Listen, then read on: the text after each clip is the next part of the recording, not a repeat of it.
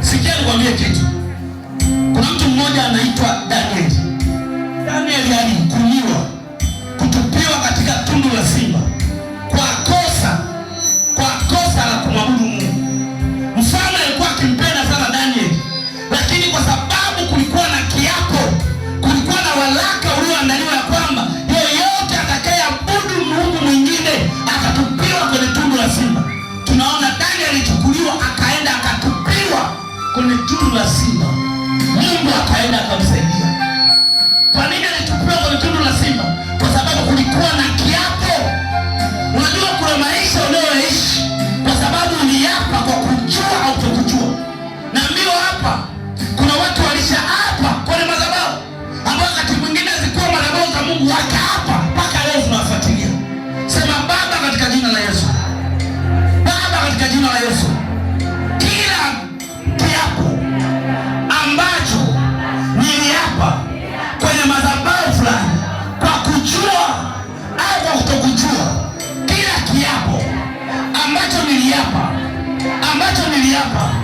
ambayo imetengeneza uhalali wa kufuatiliwa kwenye maisha yangu, ninafuta hivyo viapo, ninafuta kwa damu ya Yesu. Naita damu ya Yesu ikafute hivyo viapo, Haya, unaweza ukaenda ukaomba sasa, mwambie Bwana, ongea. Wewe ndio unajua maisha yako, unajua menendo yako, unajua magano viapo vingapi umeapa kwenye madhabahu fulani. Naambiwa kwa watu wamekamatwa, umeshikiliwa maisha yao, hatima maisha yako imeshikiliwa kwa sababu ya kuapa katika madhabahu fulani. Waliapa kwenye madhabahu fulani, liko reba saka leba raba shantaraba liba raba seketeleba leba dalaba baba lebo seketeleba kanta leba raba shakata lema sadaraba baba lebo rabo seketeleba yakana leba daraba yandaraba saka. Nilipoapa Bwana kwenye madhabahu, nilipoapa Bwana kwenye madhabahu nyingine, Baba ninakwenda kufuta hivyo viapo sasa kwa damu ya Yesu. Ninapitisha hivyo, ninapitisha damu ya Yesu ikafute hivyo viapo, ikafute hivyo viapo, ikafute hivyo viapo, ikafute hivyo viapo, ikafute hivyo viapo, ikafute hivyo viapo.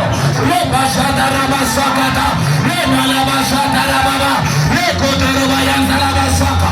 Ninakutika vyote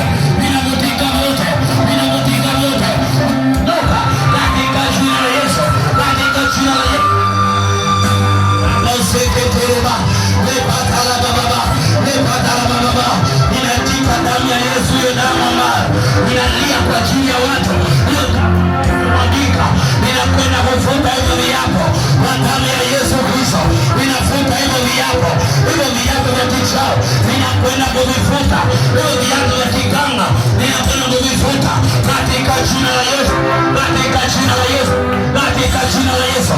Leba kataba leba raba seteleba yata raba sakata leba taraba baba leba seteleba sapa, katika jina la Yesu, katika jina la Yesu, katika jina la Yesu, katika jina la Yesu, katika jina la Yesu. Yapo sasa, ninakwenda